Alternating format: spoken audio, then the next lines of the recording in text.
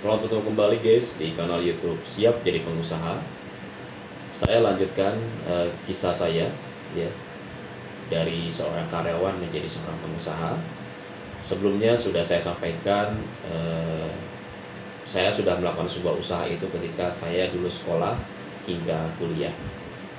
Lalu sebelum saya selesai di wisuda ya di kampus saya,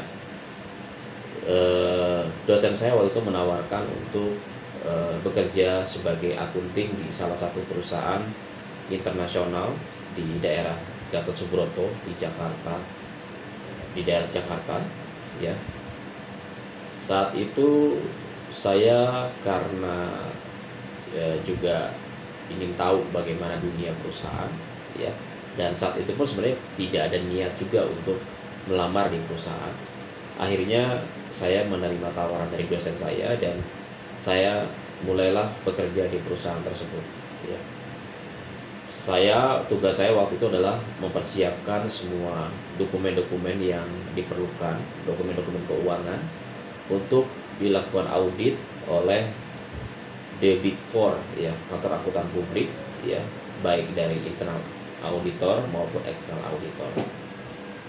Dan saat itu saya masih tinggal di daerah Bogor ya, jadi jam 5 subuh saya sudah berangkat, lalu terkadang pulang juga jam 11 malam ya, karena jam 1 malam ya, karena kebetulan perusahaan butuh hasil yang maksimal untuk mereka berikan kepada tim auditor tadi ya.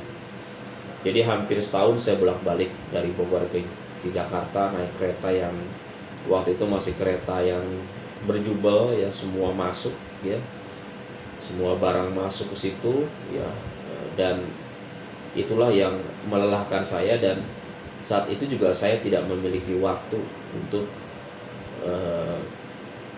mengembangkan cita-cita saya menjadi seorang pengusaha ya. Jadi tidak ada usaha yang saya kembangkan saat itu ya. Dan akhirnya setelah saya selama setahun itu, akhirnya saya memilih untuk pindah ke tempat kerja yang lain ya. Dan saat itu saya diterima sebagai auditor di perusahaan agribisnis yang perusahaan nasional ya. Tugas saya waktu itu mengaudit semua bagian ya. Jadi saya mengaudit pemasaran, produksi ya, hingga ke proses distribusi ya. Sehingga dari situ saya memiliki pengalaman ya, bagaimana sebuah proses bisnis. Dan hal ini juga yang menjadi dasar saya juga untuk mengembangkan usaha yang saya geluti hingga saat sekarang ini ya. Lalu saat saya bekerja di perusahaan tersebut, saya pun tetap jualan ya.